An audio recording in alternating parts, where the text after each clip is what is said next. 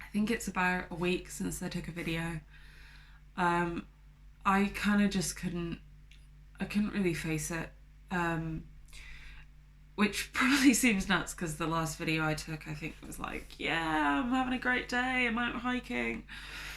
And I did have a brilliant day, and then I had a really shit day the next day, and then I had another brilliant day, and I've just been on this roller coaster and probably had enough thoughts and emotions every day that I could have taken 50 videos between then and now. And it was just too much, and I didn't know what to talk about. And I started writing stuff down. Um, and sat in front of the camera and was like, literally just don't even know where to start. I've just had a session with my ED coach. I'm still seeing her every day, and um, I don't know. It was just a really hard session. We we started off a few weeks ago now. I think it's 2 weeks ago, saying that we'll meet for like a short session every day, but she's blocked off an hour in case we run over. And I think almost every single time we've run over to at least an hour, and it just feels like there's so much to deal with at the moment. Um, but anyway, I'm taking a video because I don't want to stop doing them, and because I guess the reality is that this process just got really hard, and I can't just. It's not really helpful to just stop taking the videos because it got hard. Um, that's kind of probably when it's the most important time to take them. So here I am. And I guess sorry if they're a bit incoherent sometimes. um,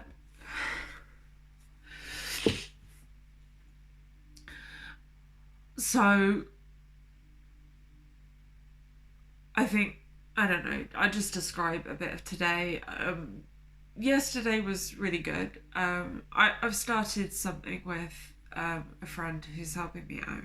Um, they've been amazing. I they basically I'm eating all my meals with them so that I can't do stupid things by myself, and so that I don't have to lock my food away. So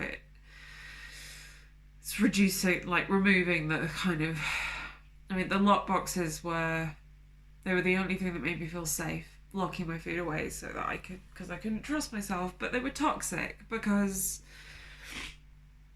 it's just me putting myself in a straitjacket so that I don't have to face what's difficult. And I don't think I even realised what all the difficult things are. Like, and I just, until I release myself from that, from the straitjacket, it's like I can't properly get better. Um, so, but eating my meals with a friend, I mean, it's, if I didn't have that, I think the truth is that I'd have to be in residential treatment because I can't, on my own, without the lockboxes, I can't stick to a recovery meal plan to an extent that will allow me to get better. And it's not the restriction anymore. I don't think I can restrict anymore because I'm just so tired of being hungry. Um, but I don't know whether I'd be able to whether I'd be able to not binge. Um, anyway, so we're doing that. We started a couple of days ago. Went really well for the first day and a half. I mean, parts were difficult. It's always difficult. There's always times between meals when I want to eat and meals that I have when I'm not really satisfied afterwards. Um, so that's kind of the norm. But today was just really hard because I've just felt hungry all day. I have had all of the food I was meant to eat, plus extra, and still just feeling hungry. And I've been trying all the things that I'm meant to try, like, trying to work out whether it's actually hunger, have my meal I'm meant to have, and then wait for half an hour and see if I'm actually still hungry. And, the expectation with things like that, oh, maybe I'm not, maybe I don't need food, maybe if I go and have a bath or go, do something else nurturing or whatever. Kind of the expectation is, or at least I had the expectation that, if those are because I have something other than physical hunger going on, that the hunger will go away in half an hour or it will be less. But it's not. It's just still there. And I've had more than enough calories today by a long shot. And if I keep eating, I will gain weight. But when I do those things to try and identify if it's real hunger or not, it's real hunger. So what I'm left with is my body wants more food than it needs to maintain its weight.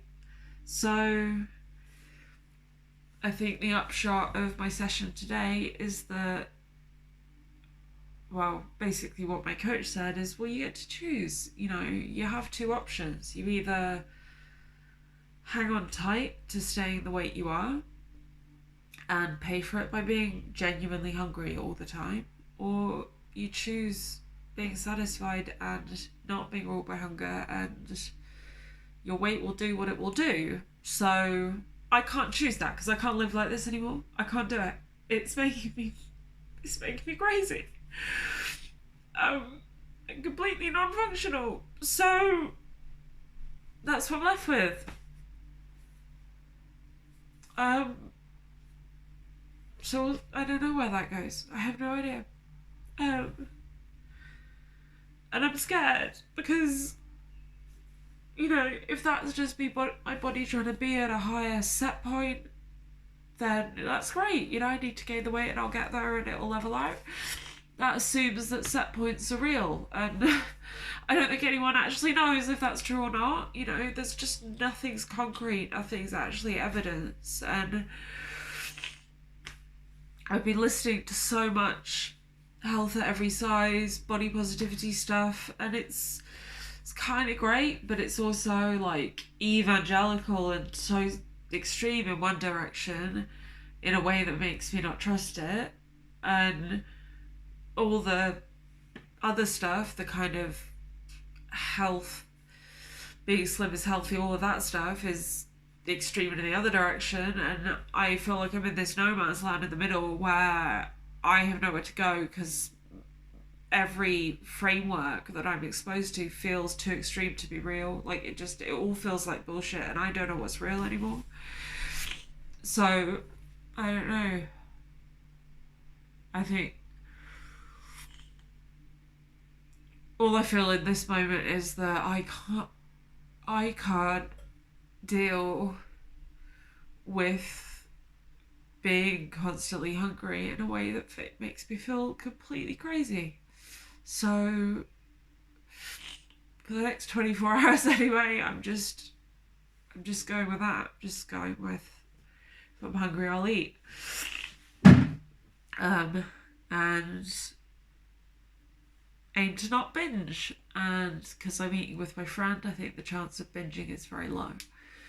So yeah, there we go. I'll try and take another video tomorrow.